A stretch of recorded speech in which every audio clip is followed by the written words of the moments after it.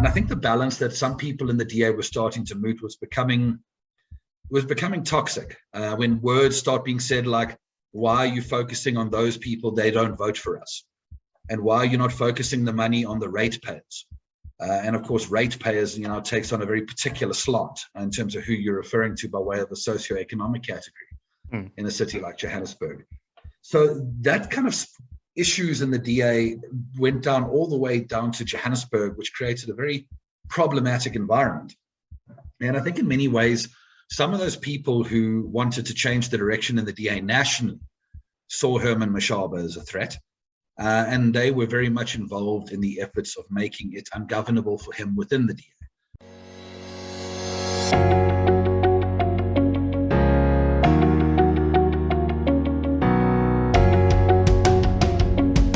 Hello, my name is Donald, and welcome to the #1 media company, WorldView. At WorldView, we explore everyone's perspectives on all things that can broaden our worldview. Today, we're chatting with Michael Beaumont. Michael's the CEO of the People's Dialogue and the Chairperson of ActionSA. He is the author of the book, The Accidental Mayor, Herman Mashaba and the Battle for Johannesburg, which is a very interesting read and take on the corruption within Johannesburg and the province and Gauteng as a whole. So I definitely recommend it to anyone. Michael, thank you so much for making the time to join us. Not at all. Thank you, Donald. It's great to talk about the book with you. So Michael, can you give us an account of how corrupt Johannesburg was when Herman Mashaba took over? I mean, I've heard of stories of corruption in South Africa, but those stories in the book are just shocking. Can you tell our viewers some of those stories? Yeah, sure. And I mean, if you don't mind indulging me for a moment, Donald, because when you are campaigning, you campaign on opposition, on corruption. You think you understand corruption, but the reality is when you walk into government in a municipality that had been run by the ANC for over 20 years, the point is we had no clue what we were walking into. The kind of depths and quantums of that corruption and just how systemic it was really blew us away. One of the first things that Herman Mashaba did as mayor of Joburg within the first 100 days was to set up an anti-corruption unit in the city, the first of its kind. He appointed a former Scorpion, General Shadrach Sabia, to run that unit. And by the end of our term of office, it had racked up over 34 billion rands worth of cases under investigation. And when you just consider that is one municipality in South Africa, and you consider what that must be across the length and breadth of South Africa, it really is staggering. To answer your question about the kind of cases, it varied. It varied from the multi-billion rand cases like the smart meters in the city of Johannesburg or the MTC broadband project, where you're talking about 2 or 3 billion rand projects for the city, for which there was major problems, right down to the smallest level. When I say smallest, we should never take any form of corruption as being small.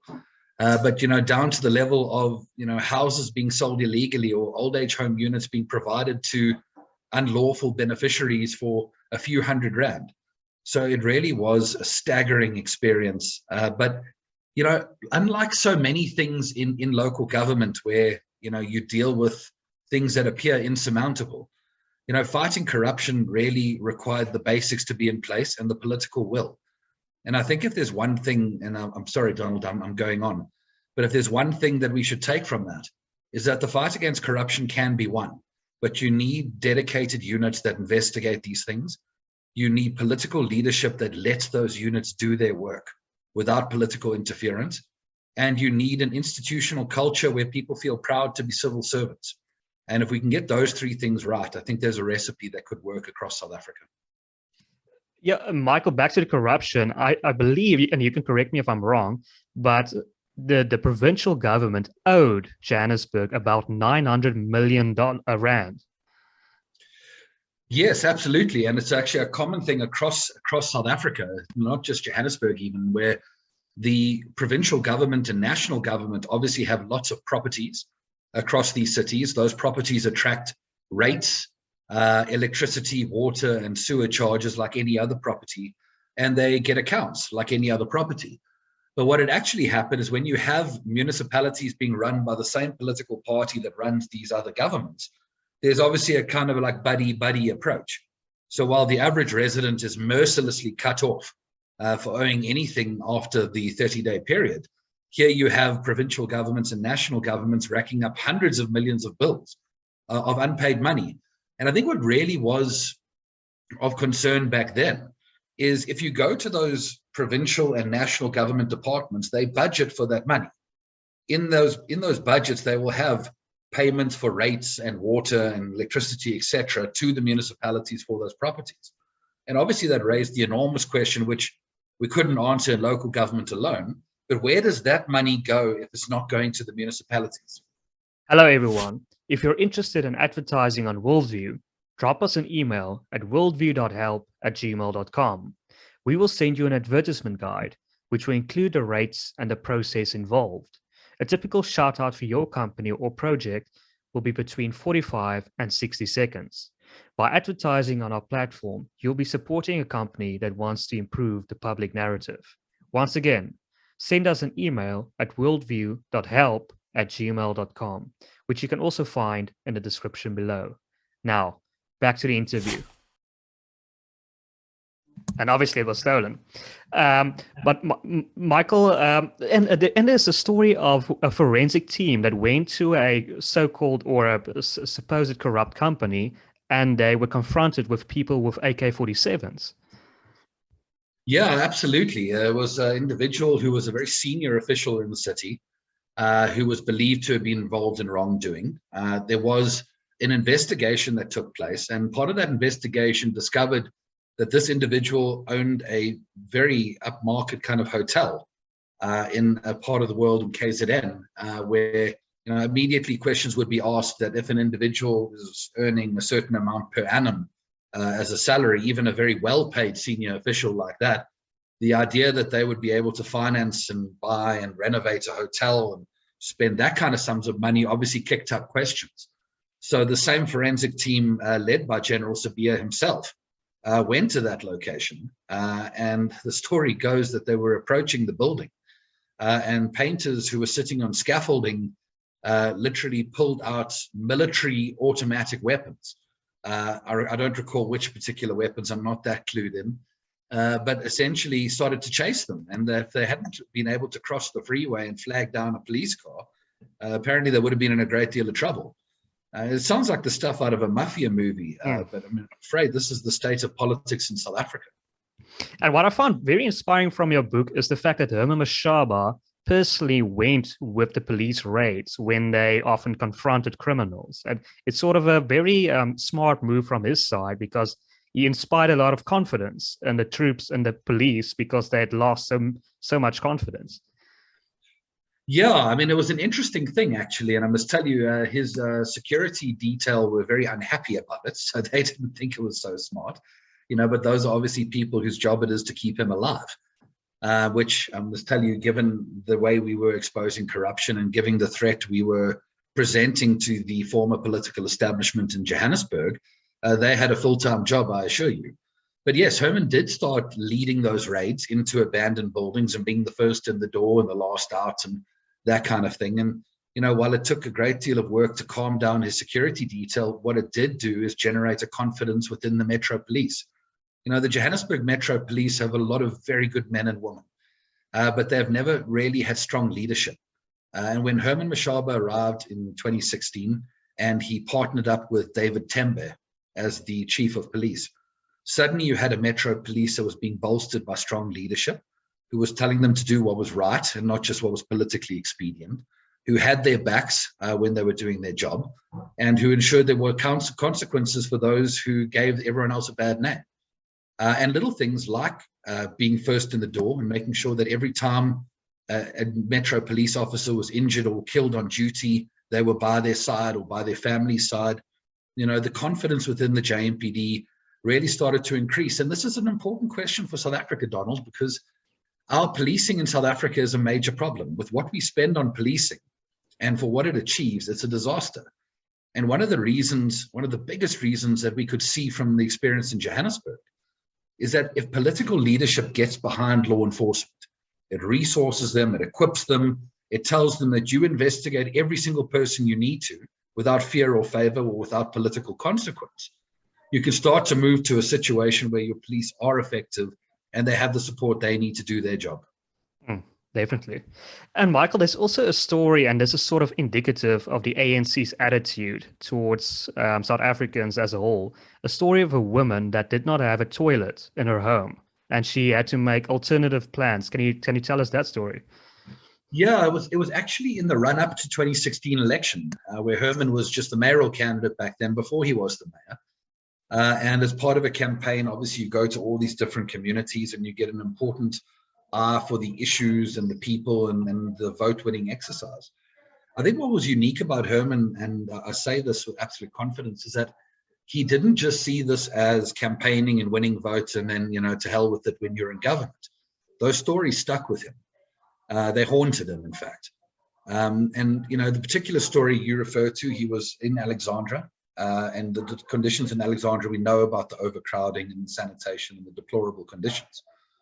But essentially, we had this dynamic where where he walked up to a shack in the informal settlement with a delegation of people in his campaign. And he found a lady there who, Herman describes, in a different life would have been at place in the most powerful boardroom. She had a presence about her. And when he went there, he noticed that there were no ablution facilities in her shack or anywhere nearby.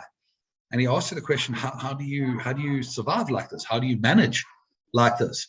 And what she actually said to him is that she had trained her body to only require the bathroom when she was at her place of work. And, to this day, that's a story that has haunted Herman. But I could say that with absolute confidence, for the 3-year term and where he was the mayor of Joburg, that story followed him, and every effort he made in respect of providing these facilities to people in Johannesburg was inspired by, the pain that those kind of stories brought about. And there was a point where he told this story to a group of ANC councillors, and they laughed at him. In fact, it was a State of the City address. I mean, it couldn't even be said to be an informal occasion. But he made it was part of a formal speech. I think it was in 2017 at the State of the City address, which is a very formal occasion attended by all the media and dignitaries and foreign diplomats. It's the kind of pomp and ceremony that happens in South African government when you have a State of the Nation address, but obviously at a smaller level. And in that speech, he told that story. And he told that story with the belief that it would be a unifying factor where all parties could understand why this has to be a priority of our budget going forward. And the ANC caucus of 121 councillors at the time burst out laughing. And it was an incredible experience, because you would like to have worked on the assumption that all parties would find that deplorable. But here you have the party responsible for that very situation finding it amusing. And I think that stuck with us as well. Yeah, that's a great. If you don't even consider it a problem, how do you solve it? I mean, that's just frightening. But Michael, so let's move on to the Democratic Alliance, because obviously Herman Mashaba was a mayor for the Democratic Alliance in Johannesburg. What went wrong with Herman Mashaba and your relationship with the Democratic Alliance? Well, just by way of the background there, Donald, I was a member of the DA for a very long time, going back to 2007. I had run the provinces of KZN and Gauteng all the way until 2016. And obviously my experience with the DA went back quite a long way, and I obviously had a particular perspective on what had changed. But going into the city after 2016, it was a high time for the DA. If you think about it, the DA was winning metros, it was winning more support from the ANC than ever before, the party was diversifying. People were excited about the DA for the first time, really. In 2016, and it had so much going for it. And I think particularly from our perspective back then, I'd been in opposition for 9 years when we went into Joburg, and suddenly my eyes were open to this fact, which is you can do more in one day in government than you can do in 9 years in opposition. Because when you bring down the role of the opposition to its core, it's about talking, and government is about doing. And the problems of South Africa need more doing. So, we had this incredible opportunity. And really what took place in the DA was a shift between 2016 and 2019 and beyond, which, even to this day, I battle to understand fully. But basically what that shift started to do was question the very project that had succeeded in 2016, that wanted to try and take the party back to being more of a suburban party, more towards its traditional base, etc. And that project increasingly became more challenging in the context of government, because here you have a city like Johannesburg where you've got vast problems, enormous problems. I mean, the toilet story I was talking about now is just one service delivery area that you can talk about across electricity and water and roads and housing and all these areas. And you obviously have more demands of your budget than you have the ability to meet with your budget. So you have to come up with a program of action. And Herman Mashaba's project was very much orientated to say we need to be a pro-poor city. And we need to make sure that we address some of these startling inequalities in Johannesburg, which are sometimes far worse than anywhere else in the country. So, this was the nature of his project. And immediately he started to invest enormous sums of money in addressing the electrical and roads and water infrastructure on one hand, but on the other hand, ensuring that more was being done by way of social justice issues relating to housing and electrification of informal settlements, and the extension of clinic hours and drug rehabilitation facilities, and so many, many areas. And I'm afraid the DA at the time, because of the tensions it was going through, took a bit of an approach of saying, why aren't you doing more for our residents? We want you to be cutting grass more, and we want you to be dealing with these kind of bread and butter issues of local government more, which, was well and good, but I think it became reductionist in thinking to say it's one or the other. When you're running a 65 billion rand city, it shouldn't be one or the other. It should be both and, but it's about the balance that you strike in that process.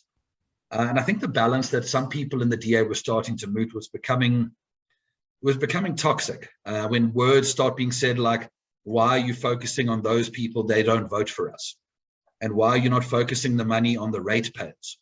And of course, ratepayers, takes on a very particular slant in terms of who you're referring to by way of a socioeconomic category in a city like Johannesburg. So that kind of issues in the DA went down all the way down to Johannesburg, which created a very problematic environment. And I think in many ways, some of those people who wanted to change the direction in the DA nationally saw Herman Mashaba as a threat. And they were very much involved in the efforts of making it ungovernable for him within the DA. And I watched very quickly as that relationship began to deteriorate, and how more and more people within the DA aligned to that group were trying to go after Herman Mashaba.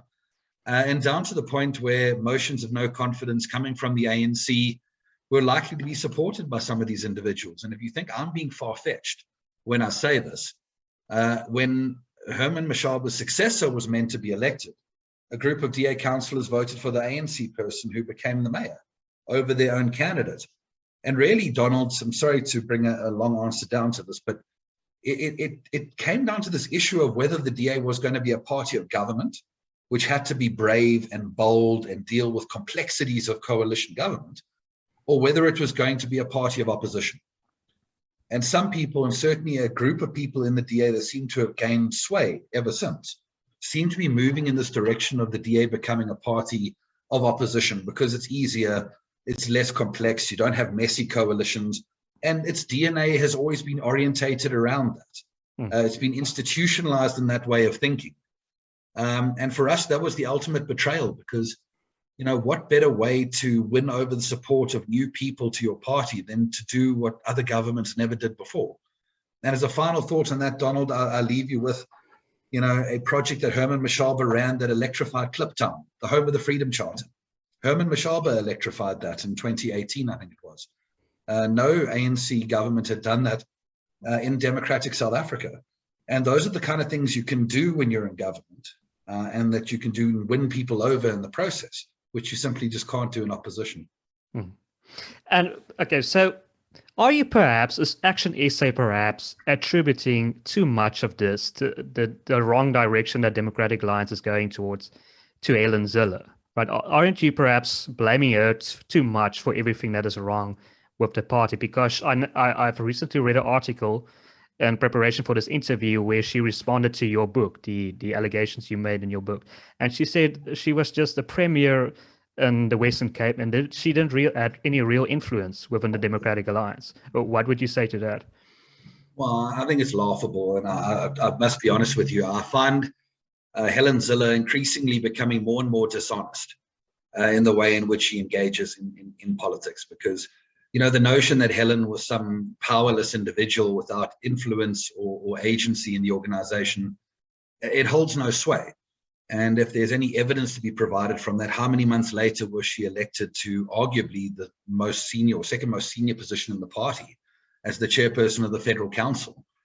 So the notion that she didn't have any agency in that short intervening period is absurd. But you raise an important point, because the reality is Helen Zille didn't elect herself into that position. It was done by a group of people who formed a majority. And essentially, I think in many cases, it represents a change of direction in the DA. It's not about people. People come and people go. What it really has to be about is the direction in which an organization is moving. And I think what the book suggests is that she played a key role in moving the DA into the direction which it has moved, and which it has started to experience a very fundamental decline. Do you think the leadership of the Democratic Alliance, they are aware of this grass-cutting attitude at a municipal level? Are they aware of this, and do they drive this? Because, for example, I know Helen Zille, she was one of the, to a certain degree, there's a lot of similarities between her and Herman Mashaba in their approach when Helen Zille was the mayor of Cape Town, in terms of going towards Kayamandi, going to the townships, trying to gain those voters. So it seems strange to me that she would be a person of, we need to focus on grass cutting rather than focusing on delivering services to the poor. Are they aware of the stance of councillors at a local level? I think they certainly are, Donald. And I think the interesting thing is the shift that you're referring to definitely has taken place, not just in the DA as an organization, but even in the leadership, because what you're referring to from going back to 2006 is probably very much correct. But the reality was, after 2016 and certainly after 2019, the DA underwent the shift to start talking about going back to its traditional base. And there was this fundamental overreaction for this loss of votes to the Freedom Front in 2019, which, that reaction was self-serving, because it was that reaction that caused this frenzy in the organization that required an accountability, that required a leader to go and pave the way for a new leadership group to come in the DA. But essentially that thinking of going back to our roots, our heritage as a suburban party, our so-called traditional base, didn't just exist within the caucus at the time. It existed with this group of individuals who subsequently have moved the DA in that direction. They've done so and tried to position the DA so it's someone once made the joke of calling it the Freedom Front minus, which I think is not an inaccurate description. But they're trying to appeal to all those people that they've lost. But I think the biggest failure about their project is in going after that group of people, they're losing far more. Because, if you look at this last election, in places like Soweto, the DA went from 11% to 3%. And, when you consider that kind of electoral loss, as well as, even in suburban areas where people want to see a DA that was becoming more diverse and more challenging of the ANC, I would venture that, that move has not been a very strategic one at all.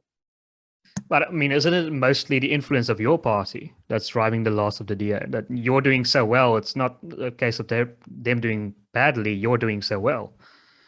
Donald, I wish we could take all the credit. I wish I could pat myself on the back in this interview and tell you that, yes, it's all us. But, I'll give you an example. I worked at a voting station on election day. I ran our national campaign from that voting station because I like to be, interfacing and getting the mood of what it's like on the ground.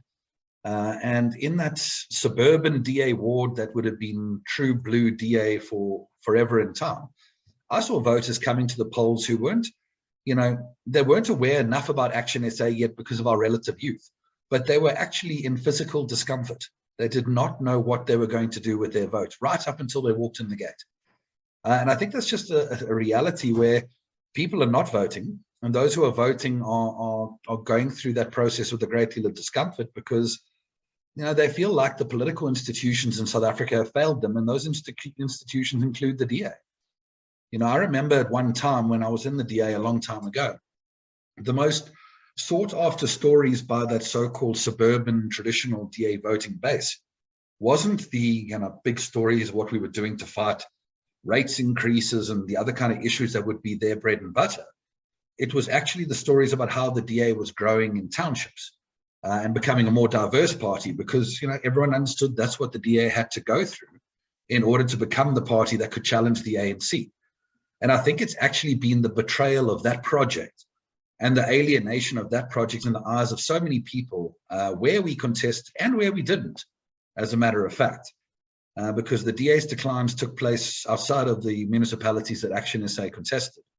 That has resulted in their declines and a lot of people feeling left behind. Michael, is it mostly this change in attitude of the Democratic Alliance that's driving many former DA members to join your party? Or is there some sort of relationship problems as well with the leadership of the Democratic Alliance? Or is it both? It's obviously difficult to say. And I would say it's both, to be fair, because a lot of people who are joining us are talking about the direction in which the DA has moved. And they are talking about that direction as they never signed up for that. People are using that kind of phrase. That's not the DA that I joined. I joined a DA that promised that we're heading in that direction. And now they've done a 180, and that's not for me. And a lot of people have said that. But, the leadership issues definitely are in play, because it would be inaccurate to answer that question without saying that there has been a degree to which certain people have been pressurized or victimized, or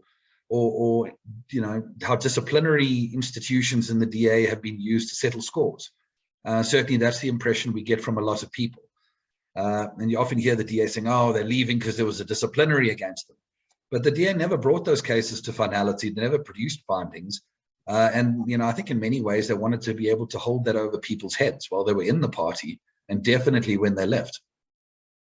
Interesting. Okay, so let's move over to policies, the policies of ActionSA. One very interesting one that I read on your website is the idea of electoral reform.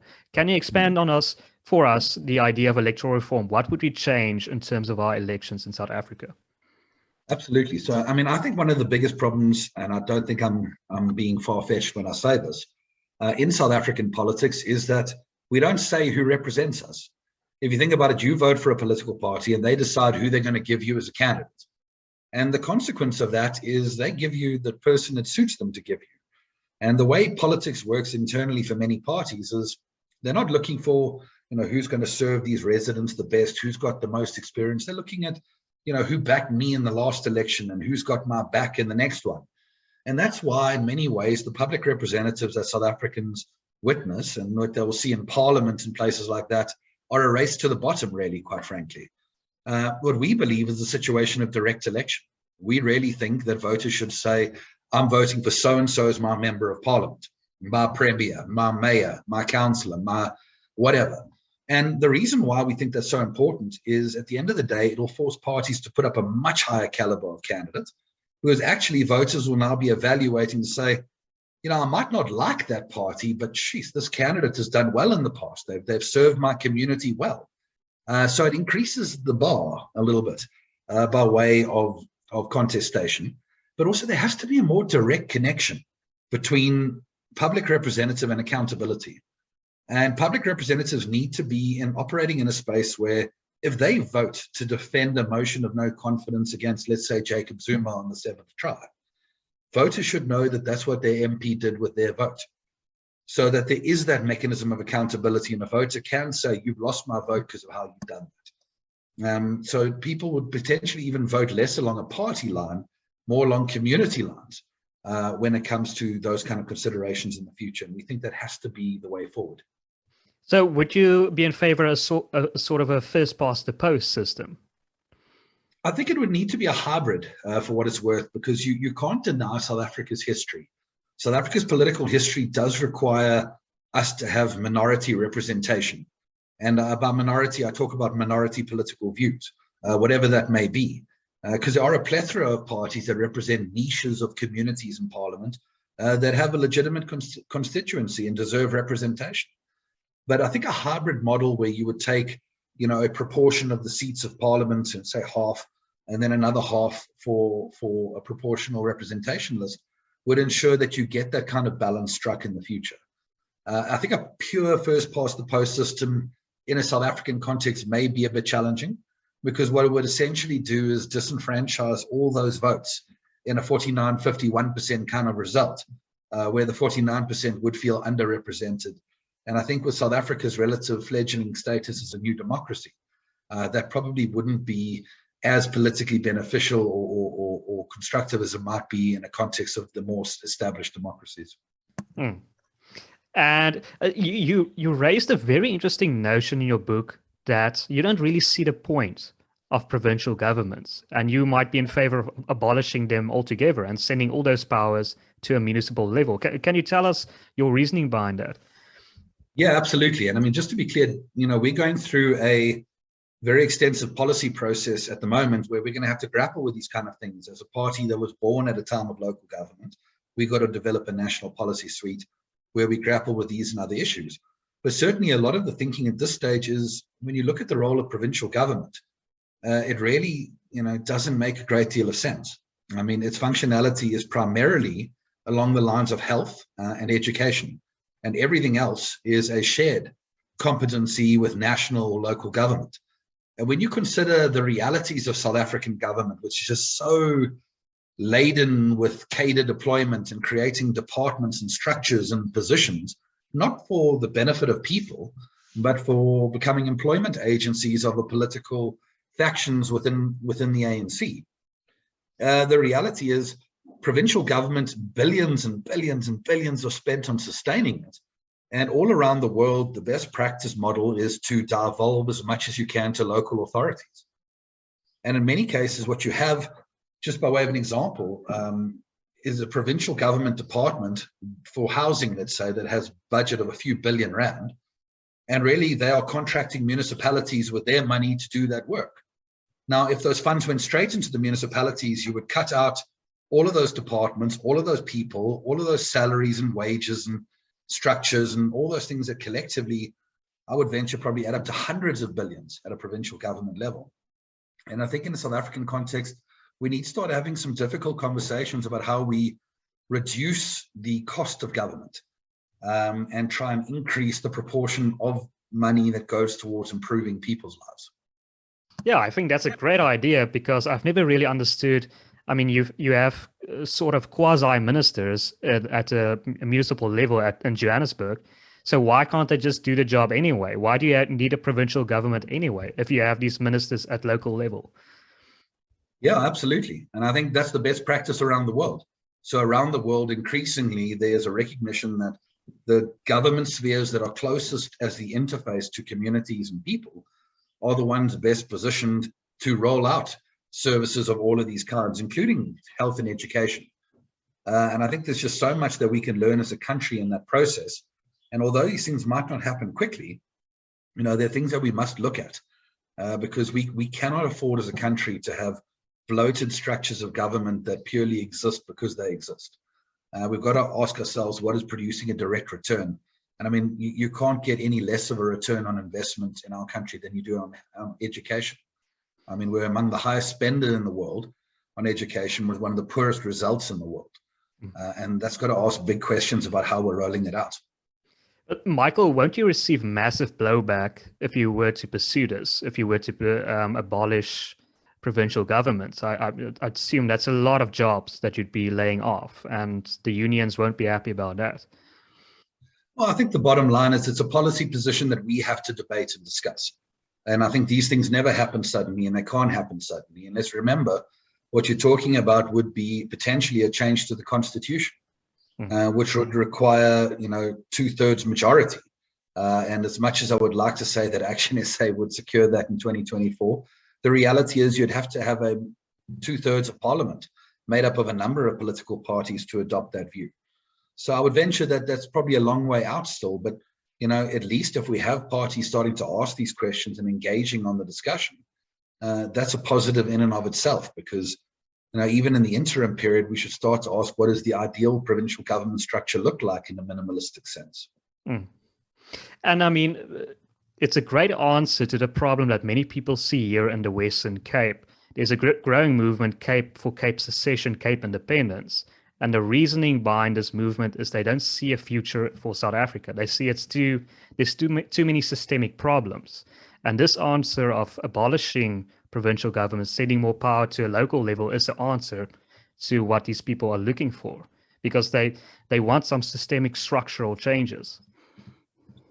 You know, Donald, I mean, if the discussion is about devolving authority to local government and local spheres of government to be more effective, that would be well and good. But certainly what I do understand about that debate is genuinely people who think the Western Cape should become a separate country. And that's something that I think we would be very strongly against. I personally stand against that. And I do not think now is the time for South Africans to start talking about, taking, corners of the country and separating it off. We have very challenging problems in our country that we need to work on resolving. And that requires everyone in our country being involved in that process.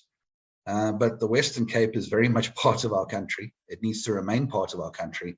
And it has a lot to contribute in the process of fixing South Africa.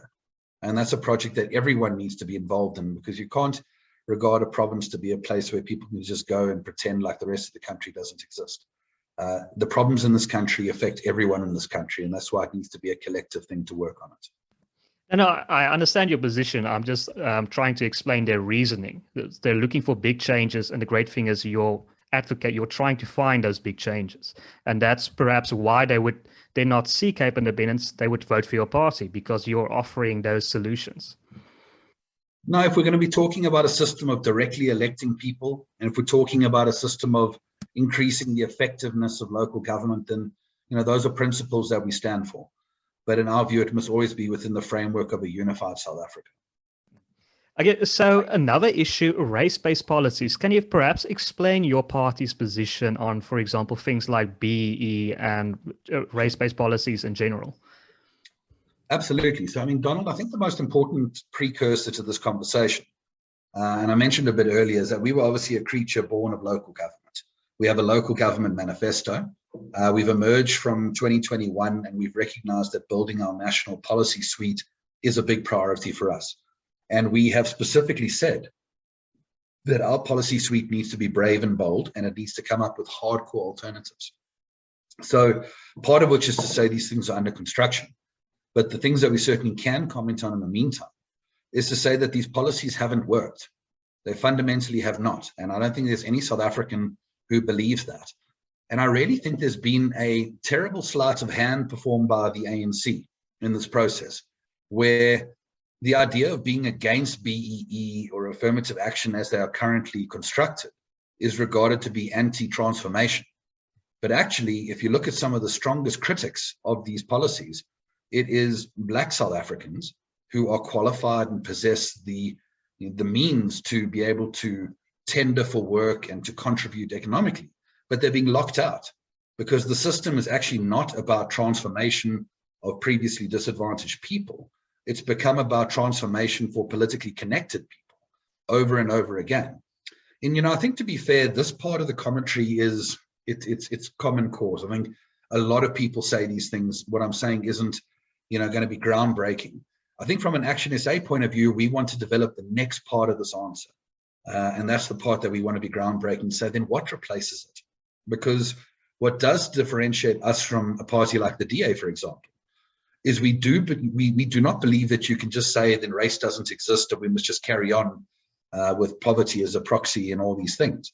The reality is we have a history in South Africa that has been fundamentally driven to create racial inequality. Denying the fact that has happened for hundreds of years is bizarre, and denying the fact that it's been exacerbated over the last 28 years would be absolutely bizarre. The question is, how do we deal with these things? And I think when you start to understand these things more in terms of their process of transformation, we can start to take this conversation down to the level of creating economic opportunity and embracing this idea that there is no transformation and there is no empowerment better than increasing employment and access to employment. Because a job in South African context will do more than government has ever done.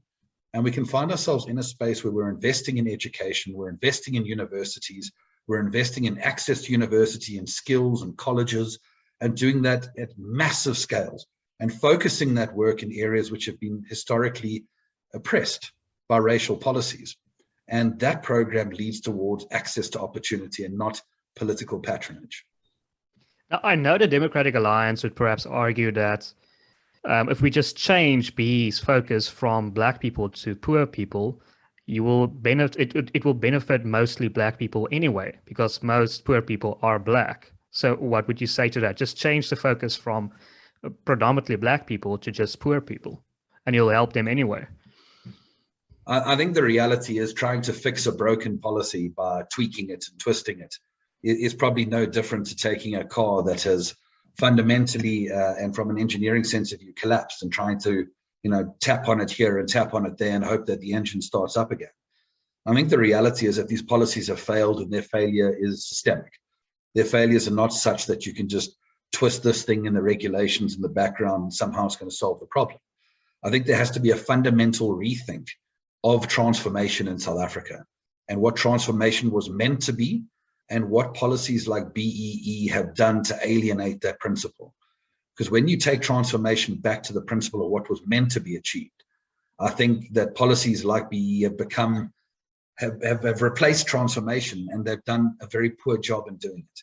And we need to go back to the original principle and develop policies that are going to target the actual principles of transformation. Michael, how would you describe your party? A conservative party, a social democrat party, a liberal party? What label, if you want to, a short elevator pitch to a potential voter, how would you quickly frame it? Well, I always avoid those kind of labels and elevator pitches to voters, because it's actually only people like you and me and commentators who use these things. Voters actually, I don't think their eyes glaze over when they hear this kind of talk. But I think we're an interesting hybrid for what it's worth. I mean, we're absolutely liberal in the sense that we are constitutionalists. We believe in individuals. We believe in the rights and these things being of supreme importance in our country. There are people who would label us as conservative from an economic and from an immigration point of view. And on both of those, we're happy to own that title, because we do actually espouse strong free market principles that we are unapologetic about. We do not, we despise the socialistic direction of South Africa and what it has done to our country. And we are unapologetic about immigration. The reality is our country has laws, and those laws must be implemented. One of those laws is the Immigration Act. And like every other country in the world, it says you have a border and you have the right to determine what goods and people may pass through your borders. And, it's bizarre that, if you advocate for that position of the rule of law, you're deemed to be a conservative in that regard. But if that's what we're going to be, then so be it. But at the same standpoint, we are without doubt social justice warriors from our perspective. We certainly believe that the wrongs of South Africa have to be fixed, that we can never achieve the prosperous society that South Africa is meant to become if we're just going to bandage over the wounds of our past in all the different forms that those wounds were inflicted on the people and psyche of our country. So I guess whether you call that a mongrel or whether you call that a hybrid, I would suggest we encompass a number of those principles, and this must have been a very tall elevator ride. I'm sorry. So is there any other policies that you might perhaps be excited about, or we didn't discuss, that you feel is another core feature of ActionSA? Yeah, look, I mean, obviously I've got to speak to it from a very broad sense, but maybe just to talk about our policy process, because we have these core values in which we've dealt with a number of them already. But one of the things we learned through the People's Dialogue is politicians don't have all the answers. And I think that's stating the obvious. In fact, politicians have the least of the answers in many instances. So we're going to be going through a public policy process that we are going to facilitate, but we're actually going to bring experts around the table. Because what we found is when you bring a retired police general and a retired judge and a prosecutor and the head of a corruption unit and all these people around a table and say, guys, how do we fix criminal justice? They're not going to quote whether you're a liberal or a social democrat or whatever. They're going to talk practical things. So we need more police. We need better resource detectives. We need more courts. And they're going to talk about these things. And this is where we want to start playing as a space, because we want to produce practical solutions to South Africa's problems. We don't want to be ideological in nature. There's a role for ideology without any question, but actually South Africa's problem needs real solutions. And we want to play in that space very much. And I think from our point of view, it's got to be about the economy. I think we're going to take a very interesting position in terms of the rural economy. I think South African policy has forgotten about these rural areas. They just want to talk about the metros. well and good, and urbanization is undoubtedly a trend, but it is also a trend because we are failing in terms of a rural economy. And I think a lot more needs to be done in that regard. Education is going to be an absolute cornerstone for us. There has to be a fundamental overhaul and revamp of our education system and of our entire criminal justice network. And I think those are going to be the areas that we're going to press on above all else in our policy process. How will you prevent in these public formats from, for example, hooligans taking over or suggesting stupid ideas, or the ANC perhaps infiltrating them? We know the ANC does this with organizations like COPE and Fees Must Fall. How do you prevent the wrong people from getting inside? Well, I can tell you, we already being infiltrated left, right, and center by people in all sorts of parties. And that's the reality. When you win large swathes of support from long-established political parties, that's the consequence of which you have to deal with. And we are dealing with it, and we have our systems in place.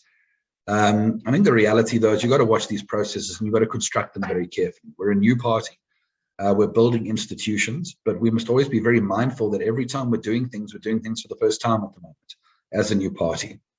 So you've got to watch out for these kind of risks. You've got to structure things the right kind of way.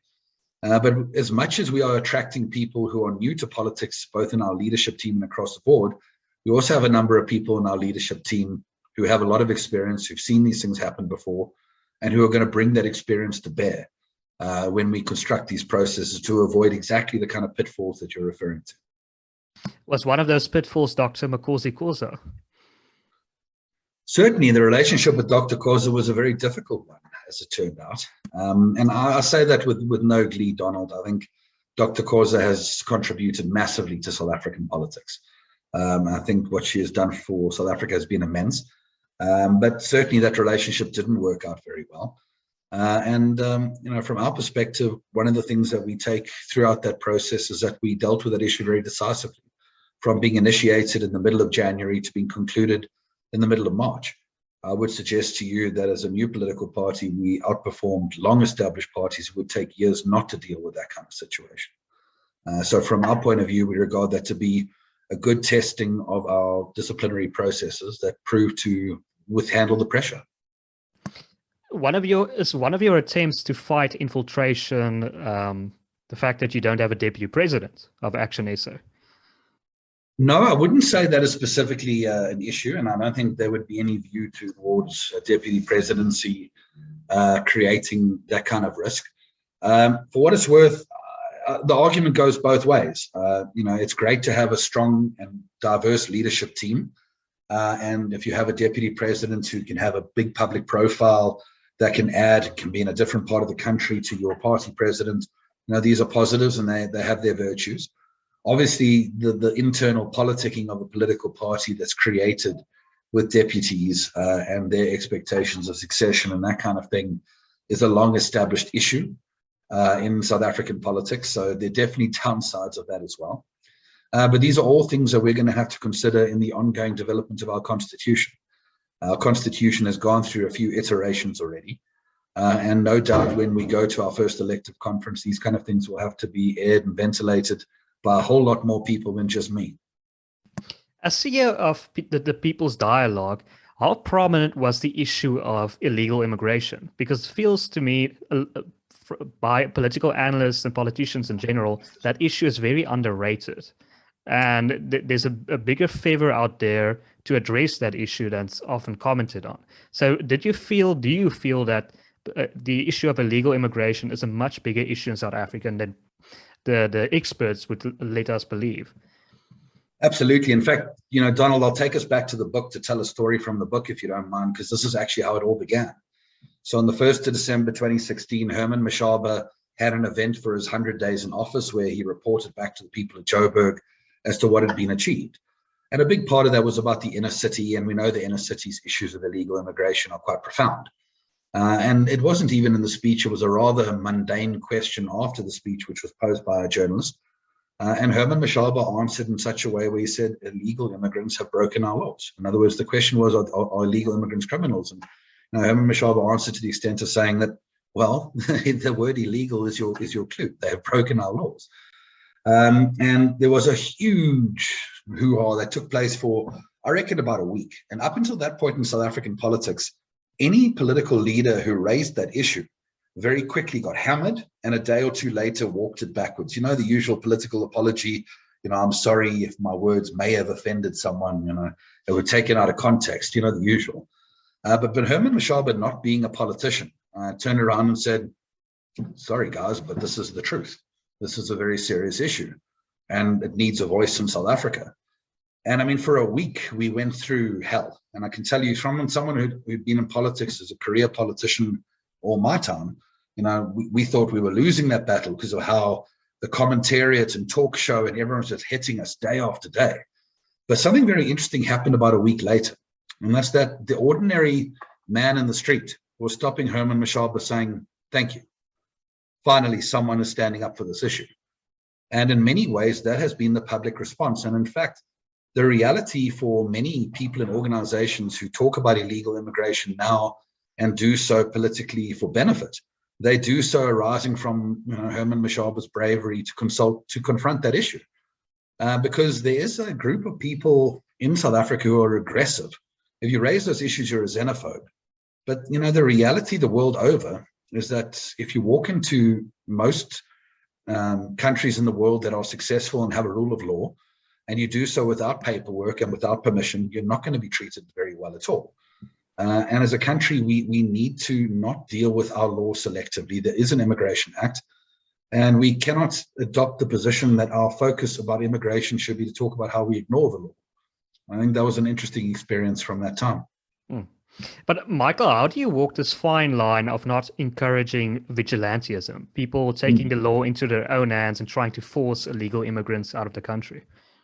You know, it is a fine line. It's a tightrope, actually. And it's something we deal with all the time because, you know, we communicate on this issue, you know, almost every other day to affirm the following position. And that is to say, we want people to come to South Africa.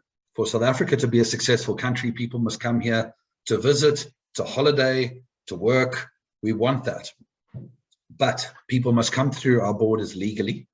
And when they are here, they must obey our laws. And that is how we crystallize our position on immigration down to the most fundamental essence, which is all about the rule of law. And we adopt many kind of positions on the subject to affirm that, including, by the way, that there are a lot of people in this country who are entitled to papers, who don't have those papers because Home Affairs is ineffective in doing its job. And those people deal with terrible situations where they're abused by law enforcement and landlords and everybody else because they have no recourse. So there's many issues like that that we speak to, and including, by the way, speaking publicly against outbreaks of xenophobia and xenophobic violence, which we do on a regular basis. But we continue to operate what we regard to be as the reasonable middle ground in this process, which says that we are a party of the rule of law. There is this law. It's a law that is for every country in the world. It's not just for South Africa, and it must be implemented. And the people on one side of us who says that makes us xenophobic, and other people on the other side who want to take the law into their own hands, to us, those are the extremes, and we will continue to operate that middle ground. Would you like to build a wall, and is Zimbabwe going to pay for it? Yeah, I think any wall that Zimbabwe can pay is not going to be a very effective one. But no, I don't think walls are regarded to be effective solutions anywhere the world over. But having said that, there's no question we've got to look towards solutions. We have a huge amount of border. We rely very much on natural borders, like rivers, etc., in our country. But we do need to find intelligent ways of managing our borders. And I think one of the great things about being where we are as a country is the world over is filled with examples of countries that were where we are now and who did things and that succeeded and that they have improved. And we can learn from all of those countries in exactly this kind of question. Okay, Michael, I see our time is running out. I want to thank you so much for making time out of your busy schedule to speak with us. My last question before I conclude, what is your predictions for 2024? What do you see the predictions for ActionSA and for the ANC? Well, I think the first thing, Donald, we're in an interesting political time in the sense that people who know what they're doing are not making projections anymore because the politics is just so unstable. And we saw this even in 2021 and since then. But certainly, I think at a very broad level, the ANC is already under 50% in this last election. And I think they will remain far under 50% in 2024. The real question, which I think has to seize us, is whether or not there can be a body of political parties that can be unified in the principle of South Africa needing to remove the ANC at a first level and achieve change that is positive for South Africans at a second level, that can work together to implement that on the back of a 2024 election result. Because if we're all very honest with ourselves, the reality is that there's no single political party that can remove the ANC and replace it. That's not the reality. And in fact, there's a wonderful analogy about the wild dogs taking down the buffalo, which is an appropriate analogy because anyone who's ever seen wild dogs hunting, it's messy. It's not a pretty spectacle at all. But neither is the opposition space in South Africa. But each one of those wild dogs in this metaphor is a political party and has a role to play. They have a constituency, and collectively, they have a task, which is to remove the ANC. And I think there needs to be much more conversation amongst like-minded political parties about how we can operate in that space, how we can reduce the extent to which we contest one another and focus our important work on creating a viable alternative that inspires. The only way a 2024 outcome is going to achieve change for South Africans, Donald, is if we inspire the millions and millions of people. In fact, 56% of people, I think, in this last election who were registered and didn't vote, and the millions more who aren't registered and not voting. And the only thing that's going to inspire those people and activate is a belief that there's a viable prospect of removing the ANC. And I think that's the conversation that has to take place. Absolutely. And yeah, it's so inspiring to see ActionSA taking a leadership role in these conversations. And thank you so much, Michael. Thank you so much for your time. To our viewers, you certainly enjoyed this content. Please consider liking this video, sharing it as widely as possible, and subscribing to our channel. My name is Donald, and you've been watching WorldView.